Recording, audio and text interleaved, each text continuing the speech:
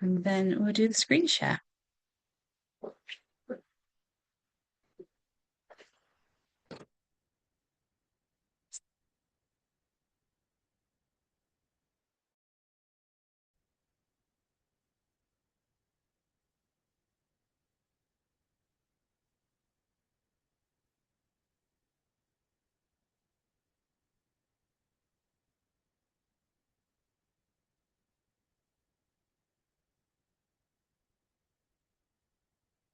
Got two screens and it will inevitably have the wrong slide on display to start with. So just make sure everybody can see the right thing, and I'll move everybody down off the slide so we can do the share.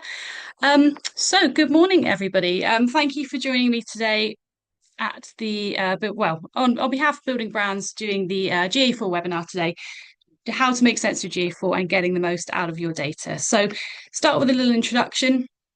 My name's Sam or Samantha. I go by either, depending on how many Sams there are in the meeting, because inevitably there will be a few of us usually. I am the Senior Digital Marketing Manager at Optics Solutions. So I've been working at Optics for 5 years, and I sit at the intersection really of kind of strategy, performance and analytics for a wide range of clients. Alongside that, I also freelance as a GA4 marketing consultant. So I've been working 15 plus years in digital marketing, showing my age a little bit, but I've kind of worked with businesses of all shapes and sizes from the Universal Analytics transition to GA4.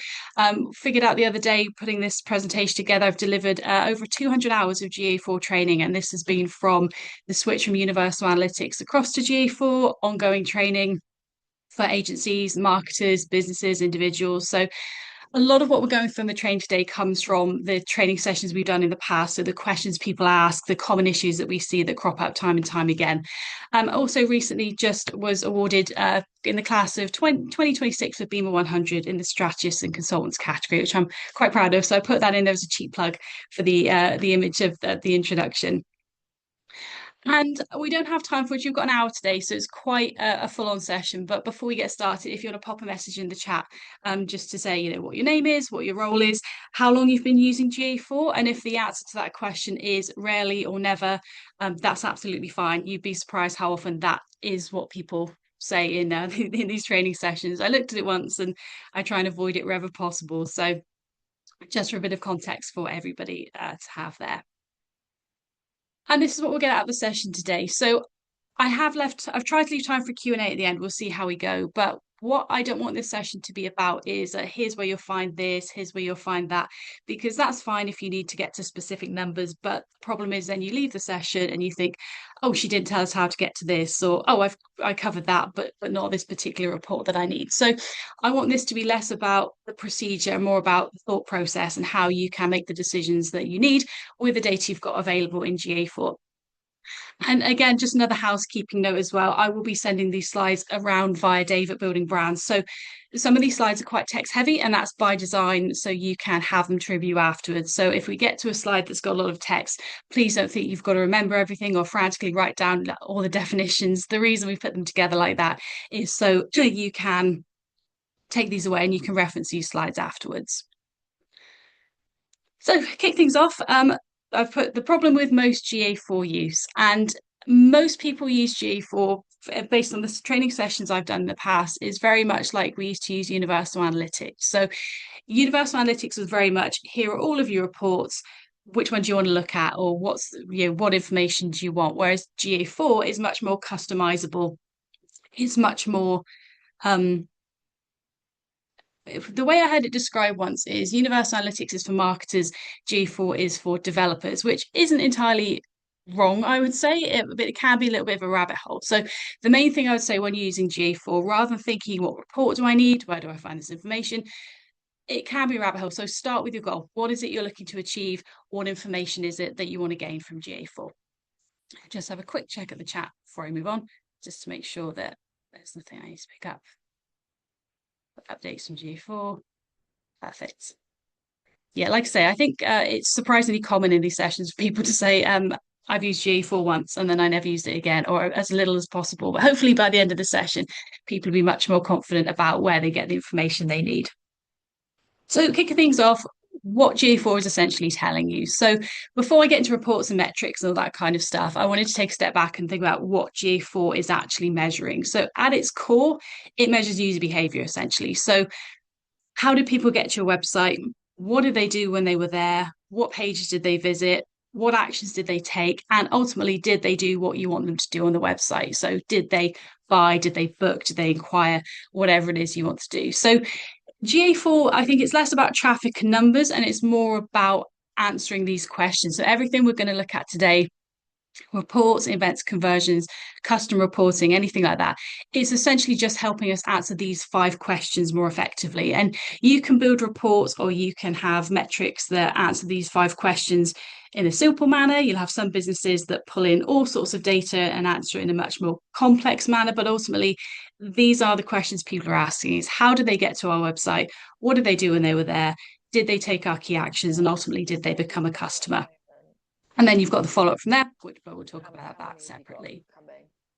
So, most important concept in GA4, and I wanted to touch on this earlier. There may be some people who are already using conversion tracking. So, apologies if I'm teaching anyone to suck eggs, but I thought it was something that was important to cover up front because it's surprising how many people I work with GA4 training where the events and conversions aren't set up correctly or people aren't confident in them. So, an event is simply something a user does on your website. So this could be a page view, could be a click, could be submitting a form, could be anything. But ultimately, this matters because GA4 can only report on what it sees. So if there is no event tracking in place, you can say we had this many people to our website from organic search, we had this many people from our paid campaigns. But if you're asked, well, actually, did that marketing campaign result in any new leads or any new business? If you don't have those events and conversions in place, you won't be able to answer that question. So not every event is equally important. It may be that you want to measure or you want to see how many people are viewing videos on your page, how many people are downloading your maybe info packs or things like that. But ultimately, some events matter more, and those are what we call, well, Google now calls them key events. They used to be called conversions for anyone who's used GA4. I will probably still refer to them as conversions in this session today. It's probably a bit of a force of habit, but also I think key events confuses the issue more than it needs to. So events are essentially things you want to measure people doing on your website. So people downloading files, people clicking your email address, lovely. But ultimately, the conversions or the key events are the goal you want people to undertake. So that will be a purchase, it will be an inquiry form, it will be a booking, whatever it is ultimately that your website is geared up to do. So again, good example of a couple of events that you might want to track, things like video views, file downloads, email address clicks. Add to cart if you've got an e-commerce website. Obviously, it's not something everybody is going to have, but also for the key events slash conversions, these are the important things that you want to measure. So ultimately, a purchase, a booking, a form submission, those are the ultimate actions that people take on your website. And if you have the tracking in place to measure both of these things, you can start to track engagement and paint a bigger picture on the website. So a really good example here is having add to cart measured and having purchases measured. So if you have 1,000 add to cart events, that's basically saying 1,000 people added 1,000 items to their cart, depending on how the tracking set up. You had 1,000 instances where somebody essentially was saying, I want to add this to my cart. Fantastic. But you only had 150 actual purchases. And in that case, that's when GA4 you can start to think a little bit more about what could be going on your website. So if 1,000 people added something to their cart, but only 150 people checked out, is there something in the purchase path that you can address? Do you maybe want to remarket to those people because they're interested enough to take one key step, but they're not doing the ultimate goal? So do they need a nudge? Is there something in the purchase path that you can look at? One thing I would probably say is when we talk about events and conversions, oh, just realized that I've got this over the top. I'll move it across so it's a little bit clearer. But ultimately, the question you have to ask yourself is, if this metric increased by 20% overnight, would I be happy about it? If not, it's probably not something worth measuring. But if yes, then it should be a conversion. So if your website suddenly gets 20% more purchases from one month to the next, everyone's happy. If you're getting 20% increase in form submissions, then that's the key event that you want to be measuring as well. And the reason that we find a lot of people don't get value from GA4 isn't because people don't understand reports or they can't find the information they're looking for. It's because they don't have that measuring in place. And if you haven't defined success on your website, the reporting is only going to be so beneficial. It will still give you good information, don't get me wrong. But if you know that organic search drives 50% of your website traffic, paid search, for example, drives the other 50, nice simple breakdown, but you don't know how many of those people actually fill in inquiry forms, how many of those people get in touch, then it becomes more difficult to say, is our marketing working? Because we can say, well, it's bringing people to the website, but are they actually becoming new customers? And that's what having that tracking in place lets you kind of determine.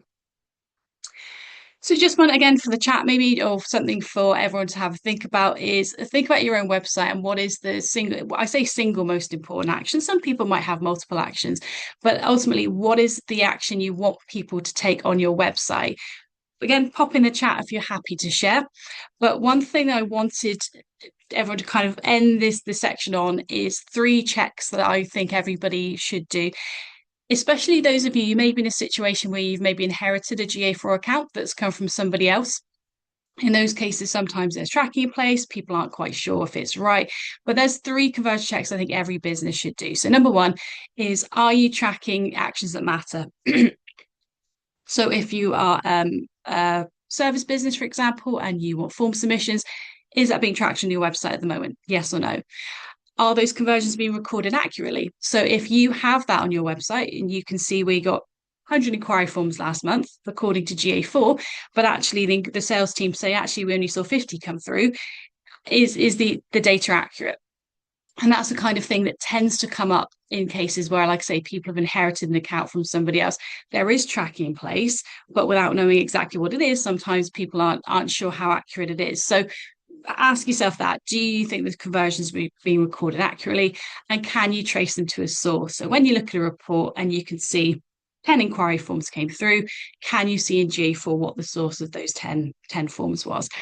If you can't answer those questions, that's where the rest of GA4 becomes a little less useful and it becomes a bit more guesswork. So again, this is something that we'll give it as handouts after the session, but these are 3 kind of conversion checks I think everybody should do as a business, just to make sure that the information you've got in place is correct and you're happy with it, or as happy as you can be with the system that you have.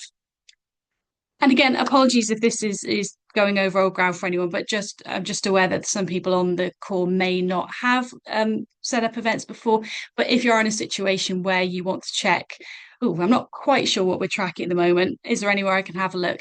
In GA4, you've got your admin cog in the bottom left-hand side. If you click on that, it opens up the property settings, and in there you can see there's a little tab called events, and if you click on that, it opens up basically a list of what's happening on your website. So recent events are your standard events, so anything that's being tracked, you can see there, and you've got the key event tab next to it as well, and those are essentially your conversions. Like I say, I don't know why GA4 changed it from conversions to key events, because to me, recent events and key events, I think it's unnecessarily confusing, but that's the labeling convention they use at the moment. If you're in a situation where you think, oh yeah, this is all good, but actually I want to be able to track ads to wish lists as a conversion, you may want to do that for some reason. I personally wouldn't, but you may find yourself in that situation. You can see here there's a little star next to the event, and that's all you do is click that star, and that basically turns that into a conversion or to a key event, if you like. You can see there's an example here as well, which is add to cart. Now, if I was working on an e-commerce website, I'd probably say, well, adds to cart, they're events. I definitely want to know how many times people added something to a cart, but ultimately it's not a conversion because it's not the purchase, and that's what I want to measure. In which case, you've got the star there, you would just click that again and that will toggle it off. So it will turn it from a conversion just back to a standard event. And you can toggle those back as much as you need to. If you're in a situation where you think there's something you want to measure that's not currently been set up, or if you're not sure that something's kind of correct, if you don't see it on the list, talk to whoever manages your website, talk to your dev team, and they'll be able to put that in place for you. Now, you can create events in here if you want to. I personally use Google Tag Manager just because I find it a bit more user friendly. But if you're in a situation where you think, oh, there's something missing from here, talk to whoever manages your website, manages your analytics, and they'll be able to add new events for you. And then again, toggle that star button, turns them into conversions, turns them into key events for reporting. So why does it matter? Ultimately, if conversions aren't configured accurately, yes, you can see how many people are coming to your website. You can see how long they're spending there. You can see what pages they're viewing. But you can answer the questions around, is our marketing working? Because you may have a paid search campaign that's brought thousands of people to the website, but did any of them actually buy? Did any of them book? Did any of them inquire? Whatever it is you're looking to measure.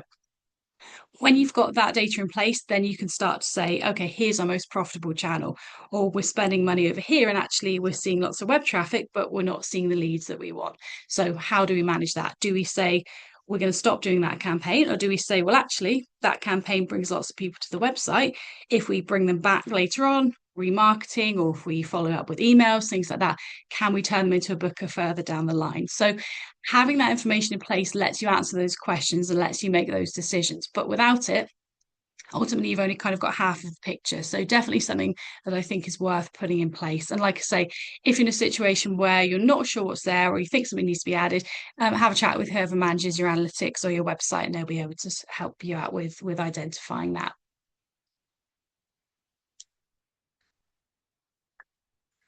So next session we've got, sorry, is metrics that actually matter. So now we're going to have a look at some of the most important, I would say, reports and some of the definitions that I think all business owners need to have when you're looking at your website metric. So this is a really simple way of remembering it, I think, for me. When you log into GA4, you've got these options down the left-hand side, you've got the menus there. And for those of us used to using Universal Analytics, you'll probably remember that list being like as long as your arm. You had every report in there you could possibly need.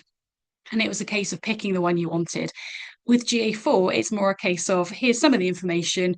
What do you want? How do you build on this? How do you add to it? And that's what we'll talk about next. So, acquisition broadly is where people came from. Engagement generally is what they did. So, what events, what pages they visited, what events did they trigger, all that kind of stuff. There is a monetization report in there. So, if you don't have an e commerce website, that will just be unpopulated. But if you're interested in seeing a monetization report or anything like that, you can use Google's demo account. That's where the screenshot's from. And if you just if you Google Analytics demo account, it will give you a link to be able to go into a demonstration account that's got international traffic, it's got e-commerce. So if you're interested in seeing those reports populated, you can have a look in there through a demo account. But generally speaking, it's not something a lot of the people I do training with have, because a lot of people tend to be more in the service industry than an e-commerce site. But if you do have an e-commerce site, the monetization report is where you can see all the information about what people bought and how much money they spent ultimately, which is exactly what you want. This is a classic example of what I said at the beginning. Now, this is not intended for everyone to memorize all of this. This is intended for the handouts afterwards. So please don't think you have to memorize all of these. But these are some of the top metrics in GA4 I think most marketing teams will need. And I think it's something quite timely to talk about as well, is some of these metrics here. So we've got engaged sessions, we've got engagement rate, we've got engagement time, all that kind of stuff. I don't know, and again, maybe like show of hands or just a Y or a yes or something in the chat, whether you've seen this with the websites you manage, but in the age of AI search and AI overviews, things like that, what some of our clients, some of the people I work with are seeing is the website traffic is starting to plateau, or it's starting to actually decrease, because people are getting information from AI overviews without the need to visit a website. So it may be that actually you're seeing less traffic coming through to your website, especially if people were looking for information. So a good example would be family law. So I work with a lot of family law websites, and one of the questions that used to drive a lot of traffic through was, what is no fault divorce? People can now Google that and they get the answer as an AI overview. So that click that was coming through to the website isn't happening anymore. So what we're seeing is sessions and users may actually be decreasing. So what we start to look at now is the engagement metrics here. So how many sessions that came through to the website are classed as engaged? What's the engagement rate? What's the average time? How long are people spending on the website? Just for info, an engaged session is classed as, by GA4 as anyone who spends more than 10 seconds on your website, visits more than one landing page, well, more than one web page, sorry, and or takes one or more events essentially. So if they land on a page and they submit an inquiry form and then they leave again, that'll be an event conversion, so it'll be classed as engaged. So those are some metrics which I think are starting to become more important, especially as sessions and users start to decrease, because I think the stat is I think it's around 25 to 30% of website traffic. Some websites are losing because of AI overview. So if you're in a situation where you're seeing that happen, there's some other metrics on here that are definitely worth kind of considering when it comes to we may be getting fewer viewers or fewer sessions, fewer visitors. But what is the quality of those visitors like? Because if it's increasing, then actually it may not matter that you're getting fewer sessions because the people that you're getting through are spending more time, they're converting at a higher rate, all that kind of stuff. So traffic and users isn't necessarily an indicator of success. There's a couple of examples here about which website performed better. You've got website A, 10,000 users and 100 inquiries, and you've got website B, 4,000 users and 150 inquiries. Now, I would imagine most people on this call being marketers, we're going to know that ultimately a website, yes, it has fewer visitors, but it's converting at a higher rate. So website B, I think most people would say perform better. Some people tend to say website A when I do these training sessions, if the goal is to get as much traffic to the website as possible. But that's where I would say be careful of things like vanity metrics. So more traffic doesn't necessarily mean better performance. So the focus should be on the outcomes, the efficiency, the intent, and not just the volume. And that comes from looking at the engagement data, looking at the event data, not just the numbers. So this is an example here, a screenshot from, again, this is the Google demo account, and this is a website focused on purchases. So looking at this, and again, pop in the chat if you want to, or just have a look at this and have a think about it yourself. But what channel was the most successful on this website? So we've got all our channel groups down the left hand side. We've got sessions, all that lovely stuff as well. But ultimately, if this website is about getting purchases, then what you want to be looking at is the key events and having purchases there on the right hand side. And some of the takeaways, looking at that right away, I would say so, direct is driving 64% of website sessions. Now, direct traffic is anything where somebody has typed in, samanthasmith.com, for example. They've gone straight to the website. They haven't gone via a search engine or a social media or paid ad or anything like that. So it's driving 64% of the sessions, but it's actually got a really low engagement rate. You can see here only just under 22%. Site average is 36. Organic search brings 65% of the organic traffic is considered engaged. So it's bringing much higher quality traffic. And so, yeah, 3 times the engagement of direct traffic. And also paid search and referral contribute low traffic but convert at a higher engagement rate.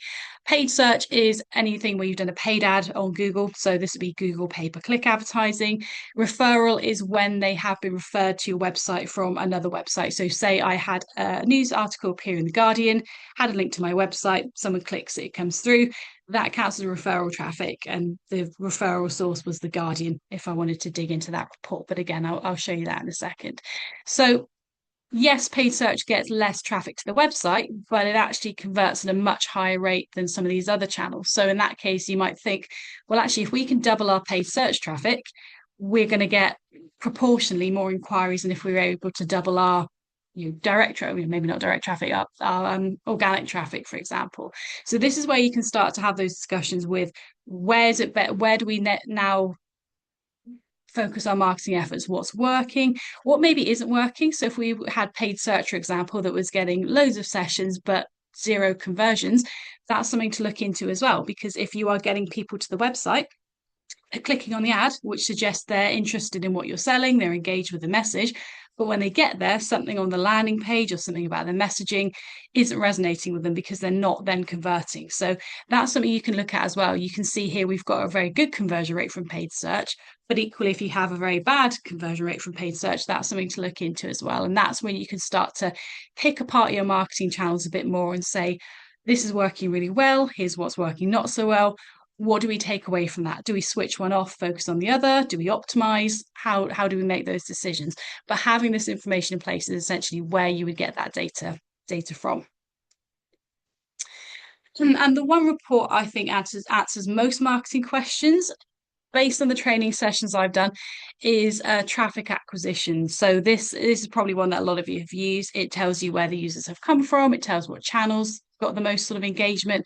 It tells you what's converting, and it tells you as well potentially what channels deserve more investment. So again, using our paid search example, if you're getting relatively small amounts of traffic with a fantastic conversion rate, more money to paid search, and then the conversion rate is going to, conversion volume is going to increase because it converts at a higher rate.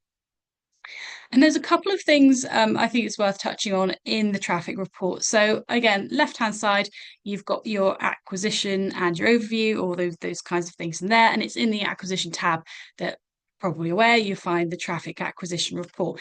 But there are actually two, they're almost identical in terms of layout and data presentation. That they're very similar, but they're actually measuring two different things. You've got your traffic acquisition and you've got your user acquisition. So again, this is one for you to guys to think about. And again, maybe you want to pop in the chat if you have a thought on this, or you think actually we're measuring traffic, but maybe want to measure users. The user acquisition report tells you how many users came to your website, and the traffic acquisition report tells you how many sessions your website had, which how many visits essentially. So if somebody visits your website 10 times, you get one user and you get 10 sessions because one person's visited the site 10 times essentially. And some of my clients use the user acquisition report and some use the traffic acquisition report. And it depends on how you like to measure things, or probably thinking more about your customers. So a good example will be a recruitment agency I work with. So they use the user acquisition report because one user, one person on their website is only ever going to be one customer. They're only ever going to be one new lead. So it doesn't matter if they visit the website once or 100 times. One user is one lead. So they use the user acquisition report. I've got another client who's e-commerce, and every visit to their website is a potential sale because people buy from them, they get a lot of repeat business, people could buy from them multiple times. So in that case, one person visits the website 10 times, that's 10 potential sales. So they use the sessions report. So have a think about which one you think is going to be most beneficial for you. It might be sometimes when you're doing reporting or when you're looking at your data, you use one, sometimes you use the other, but those are the differences between the two. But actually, when you get into the report, they function pretty much identically, really, in terms of what you see when you get into the report. And this is the traffic acquisition one as well. So one thing I think I would want everybody to take away from today is the power of this little tool right here. And if anyone's using this, you can apologies if I'm going over anything you already know. There may be a few people that already use this, but this is something that comes up in a lot of the training sessions I do that people have never used, and it's one of the most powerful elements I think of GA4. With Universal Analytics, like I say, you're used to seeing everything down this side and you think, pick the report you want. GA4 gives you this, and it basically says, well, here's the information. The customize option here is how you then change the data in this report. So there is no bounce rate in here, for example. You may think, well, bounce rate is something I want to report on. They did remove actually GA4 when they first launched, but people complained and they put it back in because it's something that people reported on so regularly. But you might think, well, this report's fine, but I need the bounce rate. So where do I find that? And again, previously you'd look down here, you'd find the report you needed, but nothing like that in GA4. If you're going to customize, that lets you change all the data in these. You can change this report here to a line chart, bar chart, maybe rather than a line chart. You can change the metrics in here, so you can add bounce rate. You can take some of these out. Maybe you think average engagement rate per session, average engagement time per session takes up loads of space. It's in there every time. I'm sick of it getting my way. I want to remove that. You could do that through customize as well. So you can remove things that are already in the table. You can add metrics back in as well. So if there is anything in here you think, where is this? Where's that? Customize will let you add that into the report. And one of the really cool things about that as well is when you change this report, so say you've changed this chart here, you've changed it to a different visualization, you've changed this table as well, so you've taken some of these metrics out, you've added some other metrics in, you've added labels, you've done whatever you want to do in your customization option, and then you decide, okay, I want to save this. You've got two options for saving. One is just to save it and it will overwrite this report. So every time you come back, for example, anyone who comes into this report will see bounce rate, they'll see all the changes you've made. But you've also got the option to save it as a new report. So think they have like Sam's acquisition report. So if you're in a situation where you need to report on the same metrics or you want data at a glance regularly, customize the report and then save it. Save as a new report. So that means when I come in next time to GA4, I go down the left-hand side and I've got traffic acquisition, I've got all this stuff here. And I've got under traffic acquisition, I'll have Sam's acquisition report. So the changes I've made have then been saved. And then every time I come in, I go to Sam's acquisition report and all of that data I've specified is here. So that's something that's definitely worth doing if you are in GA4 regularly or semi-regularly and you find yourself needing data quite quickly. Build yourself a report and then customize a report and save it, because once you've got that, it functions like a dashboard, so you can come back into GA4 at any point and that Sam's acquisition report is there with all the metrics you chose, none of the ones you didn't want there, all the visualizations are in the right place. So it's definitely something I think that's worth doing if you spend a lot of time in GA4 or if you're going back in regularly for that data. And again, the things we talked about earlier with conversions, conversion rates, all of that's in here as well. So if you are in a situation as a marketer, you need to go in every week and say, how did our campaigns perform last week? You've got your own dashboard, all that data set. It's not to say that's all the data you'll ever need and you never need to do any other work in GA4, but it gives you that information at a glance. And it's definitely something that's worth doing if you're in there regularly and you're looking at similar metrics or the same metrics comparatively, week on week, month on month, or anything like that. I think I've probably touched on this is, looking beyond session and users. So when you are evaluating channels, don't just look at the numbers of people it brought in, have a look at the engagement as well. So, this is a crop version of the screenshot we had earlier. What is the quality of traffic that's coming through? Because that's something that could be really useful for marketers as well. If you know that, for example, across network, so this is paid advertising traffic that's coming through Google Display. So if anyone runs or is familiar with Google Performance Max, that's the kind of campaign it will come from. So it'll be placing adverts across multiple networks. So Google Display, YouTube, anything like that. You can see there the engagement rate for that traffic is really high. And actually that's strange because normally you don't see a particularly high engagement rate from that channel. But if you look at that and you think, well, we've got a fantastic engagement rate. But if you were to look over here and you say, actually, we've got no sales, well, in this case, we've got sales, we've got a pretty decent amount, but you might say, okay, we've got a good volume of traffic, is good quality. People are interested in what we're selling. They're looking around our website, they're browsing multiple pages, but they're not buying. Why aren't they buying, and what can we do to influence them or to turn those people into customers? Is it remarketing to people that have been to the site but haven't purchased, or is it a case of maybe we send them to a different page on the website? If we're sending people to the homepage, they might be browsing a load of pages and thinking, oh, I can't find what I need here, I'm just going to go and get it somewhere else. So maybe the landing page is wrong. So that's where you can start to, rather than just looking at a simple case of we had this many sessions, this many sales, or this many inquiries, where are those opportunities for improvement? You might say, well, this channel's performing really well and this channel's performing really badly. The knee-jerk reaction could be, well, let's turn the channel off that's not performing well. Let's stop spending money on it or stop spending time on it. But actually, if you think there's value in there, we're just not seeing it, then optimizing that channel is the way to go rather than just switching it off. And this is a quick example of which channel generates the most inquiries, kind of following on from the bits and pieces that I just showed you. So we've got three nice and simple channels here. You've got users, you've got your conversion and your conversion rate. So for me, there's a couple of really obvious takeaways here. You've got organic is driving the most inquiries, but paid traffic converts at almost twice the rate. So 8% of people that come to the website from paid advertising are converting, and only, or just under 5% of people that come through the website organically. Organically is, people have searched Samantha Smith in Google, they found my listing and they've come through that way. So they've come through an organic search engine. So you might think in that case, well, more investment to paid, more inquiries, that's going to pay for itself. But I think there's something else that's worth kind of touching on in this one as well. And you might see it just having a look through is that, social is converting relatively poorly, is under 1%, but it's bringing 3,000 people through to the website. So why is that? Is it because maybe the messaging in social is not matching the landing page? If we're advertising, for example,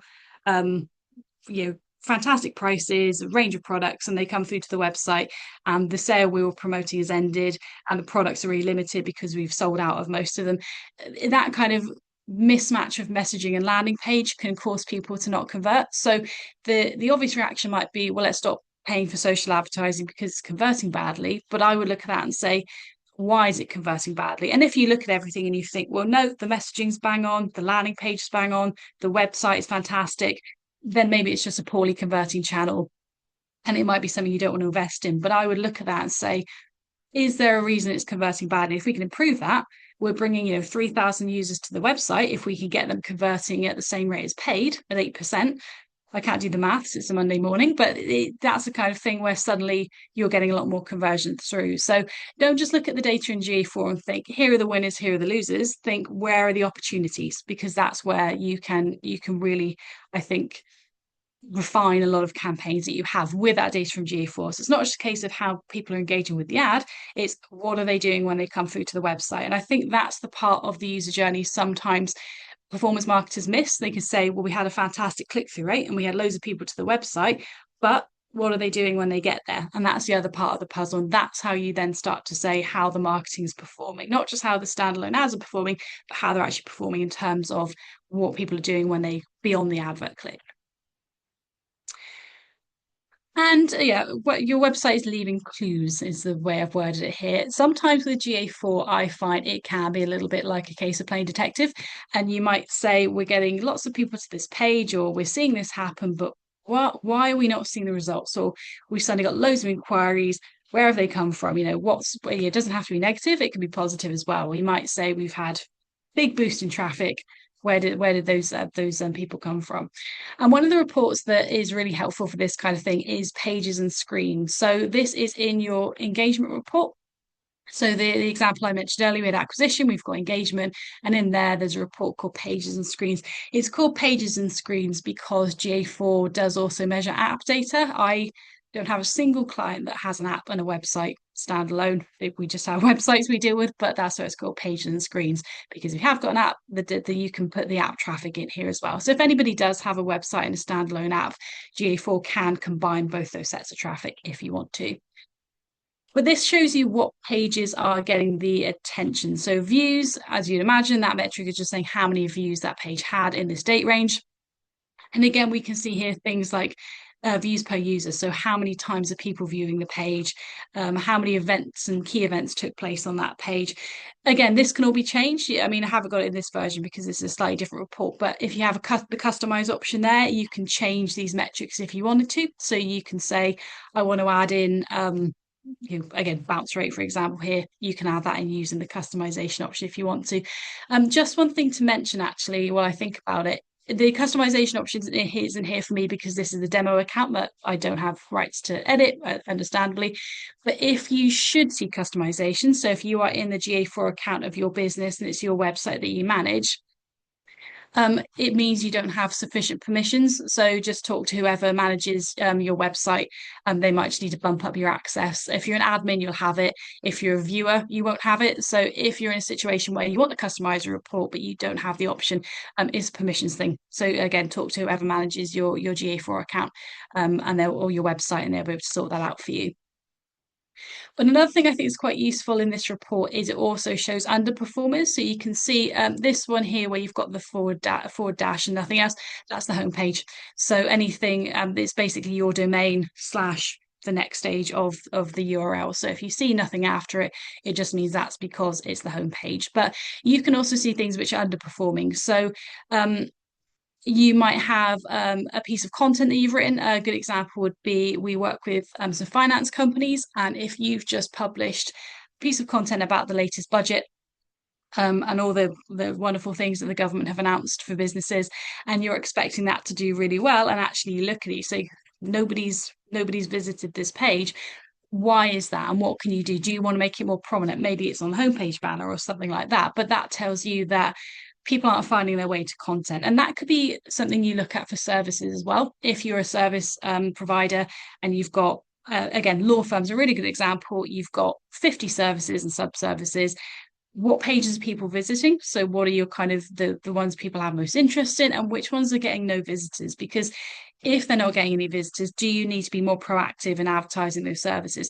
Some of them might be niche. You might think, actually, we're never going to get a huge amount of visitors to this web page, and that's fine. But others, you might think, well, actually, this should be getting more traffic. Why isn't it? Is it placement on the website? Is it because we need to send more links to it, social content or things like that. And again, just like our channel and conversion rate example, we've got the example here of what is better in terms of performance. So which page performs the best? One is better for traffic, but it doesn't convert, and one is obviously better for conversions. And again, which one you decide is successful depends on your business, because page A might be a good lead for getting people to the website. Maybe people don't inquire there, but if you can see that they then went on to inquire somewhere else, page A is doing fantastically. If people should be converting on the page they visit, then page B is doing much better. So again, it's about looking at those different metrics and making those decisions when you've got all that information in place. And a simple example of how GA4 can help you identify those opportunities is something, a funnel, which I'm sure a term we're all familiar with. So a sales funnel, purchase funnel, whatever it is you want to call it. So a really good example is you can find that through the pages report we just looked at. So you might have 1,000 people that go through to your service pages. You might then see, okay, for the contact page, we have 600 visitors, people that start the form, 120, and then 20 actually go through to submit the form. So you can find that through the pages report. Just look at how many visitors the service page had, how many the contact page had, and then how many submit events or thank you page visits, however your website is set up you had. So you can kind of build that manually. But the questions to ask there are things like, why are 80% of people abandoning the form? Do we think that the people coming to our website are just looking for information at this stage, so we're not really expecting many of them to convert because they're shopping around, in which case do we maybe remarket to those people to get them to come back through? Or do we think if people are landing on the service pages, we're expecting them to convert? So if only 20 of those 1,000 people are actually submitting inquiries, do we need to look at the journey? Do we need to look at who's coming through to the website? So that kind of funnel can be really useful. And like I say, you can do that manually using that pages report to see how many visits you had to those individual pages. But I'm not going to go too much into this one because it's more an advanced feature, and I could cover it in a half-day training session, but in a webinar, it's a little bit in depth. But there is an explore feature which some of you may have used in GA4, and this is where you can build your own custom reports. Again, if you want to have a play around with this or have a look at some examples, use that Google demo account. This is what I'm using here, and you can see there's some reports that are already filled out that you can look at, but you have got this option here to build a funnel if you wanted to. So this is how it looks in the monetization report. Again, if you don't have an e-commerce site, those would be empty, but this is the demo account. So this is just a quick example of how it can look. And you can see here, you've got the funnel that's been set up. So in this case, they've got a session start, they've viewed a product, they've added a basket, they begin checkout, they purchase. Yours might be visiting a service page, they're visiting the contact page, then visiting this page, and then visiting the thank you page at the end or something like that. So you can do that manually, or you can build a funnel if you wanted to in GA4 reporting using that exploration section. It's definitely worth doing, I think, if you've got time to dive a little bit deeper into the data. And again, if you've got somebody managing your analytics account, that's something that you can ask them to look at as well. That it's when you know what you're doing, it's fairly easy to set them up. And once they're in place, you can then change the dates on them, adjust them, and those kind of work like other reports that you can revisit whenever you need to. So we've talked about G4 standard reports, we've talked about events, conversions. I think when it comes to using so using GA4 in general, like I said earlier, I think the universal analytics way tended to be very much, here is all the information and what report do I need to find it, essentially. GA4 works a little bit differently, and I think the better question to start with is what information do I need to make the decision?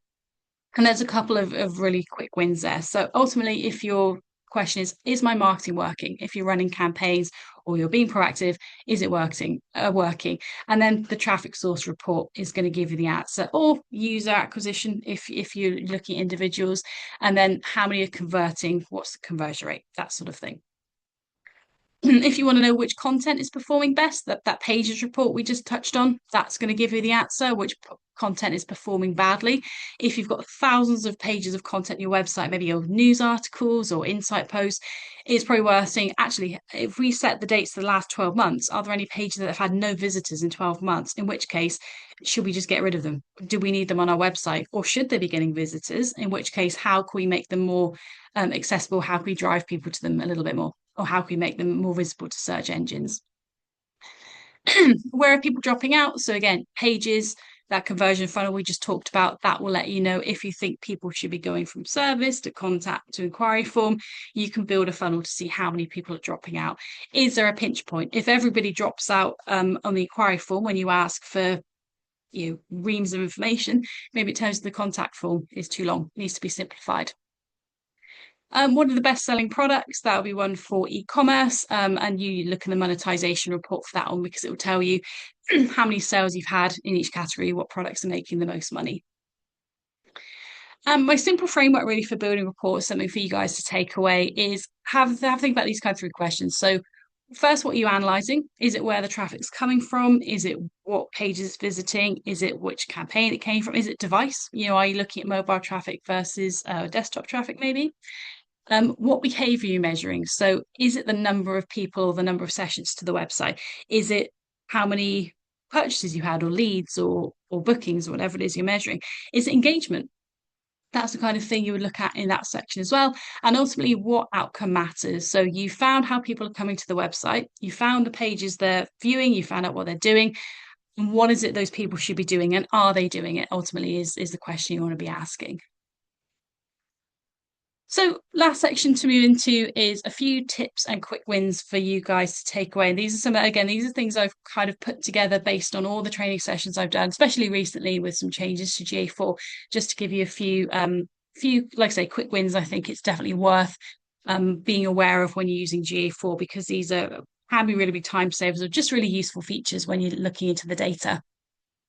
Like I said earlier, anywhere you see that pencil icon, that means you can customize the report. So you can customize the overview dashboard, you can customize these individual reports, like I say, you can customize a report and then save it as your own report. So you can have traffic acquisition there, and you have Sam's acquisition report, which sits under it, which has got all the data I need in there. That's probably like if you take away nothing else from the session, that's probably my MVP because customizing and saving your own reports, you've got them then at a glance every time you come in. Really, really useful. Anywhere you see a plus icon, that means you can add an extra dimension. So you can see here, for example, you've got organic search. I think, well, that's fine, but what search engines did they come from? I want to see whether it was Google, whether it was Bing, whether it was Yahoo or anything like that. You've got two options here, really. You've got the little arrow, which means you can change the drop down if you want to. So you could change it from channel group to source medium, or you've got the plus icon, so you could add the information as well. So it would then say the group as organic search, and it will add an extra column there. It will say specifically where it came from. So that's one thing that's really useful. One thing I'll just mention as well, because I've seen it there, it just made me think.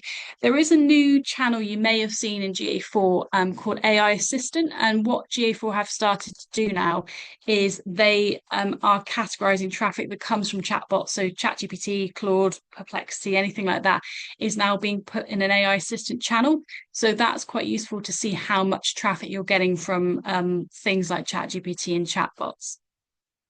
The only caveat I would say with that is it doesn't track people if they're using the mobile app. So if you're using ChatGPT desktop, fine. If I'm using ChatGPT app on my phone, it strips out the tracking information. So I would use this AI assistant channel when you get it as an indication. It's not an exact number. So you're having at least one session coming from AI assistants. The likelihood is it's higher. But yeah, just something to be aware of with that. I would say use that as more of an indicator than a solid number. Like I mentioned, yeah, anyway, you've got that little down arrow. So a good example there is if you have the key events report, it will give you all the conversions that you're measuring on the website, but you might just want to look at one. You might just want to see the purchases. You might just want to see submissions in this specific form, and that little drop down arrow lets you change it. Something that's quite new, I don't know when this came in actually, but it's fairly new, is the plot rows option. So when you log into GA4, you'll probably remember you see all this stuff here. It's all a mess of all these different channels that are sending traffic to your website. Universal Analytics, you just click on the one you wanted and it will just plot that on the graph. So you could just see, is my paid search traffic going up or down? You can now do that in GA4. So just tick the box you want and there's a plot rows button there. If you select paid search, for example, you hit plot rows, it will change this table here. So it just shows you the data that's come from that source, which handy for a quick visualization if you just want to look at a glance. We got a big spike in traffic last month. Where did it come from? I want to look at search traffic. I want to look at organic traffic. I want to look at direct and see if I can make that connection. Comparison, this the button at the top in you can add a comparison if you want to compare a section of website traffic to others. So you might think, does mobile traffic behave differently on my website to desktop? So you can see here is just an example of a comparison's been set up to pull out. That's all website users. Mobile users are in orange. So the table will have that breakdown as well. So if you want to compare two sets of traffic, maybe different sources, different devices, you can do that. And you've also got a filter option in that customization option I looked at. So I don't quite know why GA4 done it this way, but I mean they have. So the comparison is accessed, like I say, at the top, and the filter is accessed through the customization option. So if you customize the report, you can add a filter. Works exactly the same way. You could just say, exclude all mobile traffic, or maybe if you had your website ended up on a random forum in like Russia or something, got a load of Russian traffic that skewed your reports, you can exclude traffic from countries or sources or anything like that if you needed to. And the last section I think I want to mention was in GA4 was the overview section under user attributes. So this report tells you what kind of people are visiting your website. So you've got breakdowns of age ranges, you have gender, you have location, you've got interests, so other kind of things they're browsing for. That could be really useful. I had a client a while ago who their personas, they insisted their customers were people between like 25 and 34, and actually like 60-70% of their sales came from people that 55 to 64. So this tells you who is actually on your website and what kind of content they're consuming and that sort of thing. If you go to this report and you don't see anything, if it's all grayed out, go to admin and data collection, and there's a little toggle switch in there you just need to turn on to make that report populate. And one thing I would just say is that depends on how many people have opted into the relevant tracking. Obviously, not everybody opts in, so it might not have information on their gender or their age or anything like that. So use this report as an indicator. Again, don't use this as you don't take these numbers as gospel, just use it as an indication of around 60% of the website traffic is male, around 39%, 40% is female, for example. And the last thing to touch on is if you share links through emails or social media or things like that, you can use things called UTM parameters. And I had to Google what this actually stands for because I had no idea. Urchin tracking module is UTM parameter. But essentially what this does is it appends a little bit of extra information to a Google link. So if you are running maybe a social media campaign and you've got different creative, or maybe you're sending out an email newsletter and you've got 3 different stories. At the moment, Google GA4 will say this many people came to your website from email, but you don't know which story they came from. You could look in that MailChimp or whatever you're using to see the click-through rate. But if you actually want to be able to see in GA4 what stories people came from and then what stories had the highest engagement rate, what stories led to the most sales or leads, that kind of thing, you can use a URL builder to add a little bit of extra information. So you can specify things like it came from this newsletter, it was the newsletter banner or this particular campaign, things like that. So this is a free tool as well. So if you just Google Google UTM Builder, and it will take you through to Google Analytics. This is free. It's easy to use. There's no I've certainly never hit on any limits on how many of these you can generate. But if you are doing things like social media campaigns, emails especially, it's really good for. Some email builders will let you do it within email. You can add that information in there. Others don't let you, so you can use this tool and copy and paste that in. But again, it just lets you look a little bit further beyond the session and the medium, that kind of thing. You can specify the name of the campaign, the creative you use, that kind of thing. And again, when you combine that with what those people did on the website, then you can start to say, this creative resonates more. It might not get more clicks in, say, Facebook or Meta, but actually it converts at a higher rate. So maybe it is something you want to look into. Definitely think it's worth doing those. And this is an example of how it looks without them. So if you have this campaign data, you can see, where's my mouse gone? There we go. You can see, yeah, source and medium will populate anyway, but you've got session campaign. So you've got this extra level of data. It doesn't just say it came from a LinkedIn post. It says it came from this specific LinkedIn post. If you don't have that information, GA4 still works fine. It just means if you try to add this column, there's nothing there. So there's only so much data. You can only look at source and medium. So definitely worth looking at UTMs. And like I say, if you Google Google's UTM Builder, free tool, and you can use that today. Really fantastic. And a couple of things to kind of leave with as we start to wrap up. So these are some things, again, these are more for you to take away. So I won't read through all of these and don't feel you have to write them all down or remember them or anything, but these are some things to kind of have a think about what they can tell you. So the first example we've got here is, if organic search converts best, you've got a case to invest more in SEO. And this is really handy for marketers, especially if you've pushed for budget in something. If we've pushed for budget to trial ChatGPT rolling out advertising and say you push to advertise on ChatGPT, you have a GA4 report that says the quality of traffic that came from that. I mean, I've never run one, so I can't speak with any confidence, but you could say the traffic from ChatGPT ads was best engagement rate, converted really well. We want to invest more in it. And you've got the case there to make it. Or we tried ChatGPT ads, really low engagement rate, no conversions. We're confident that the messaging was right, the landing page was right, but it just doesn't convert. Then you can pull the budget on that and spend it on something else.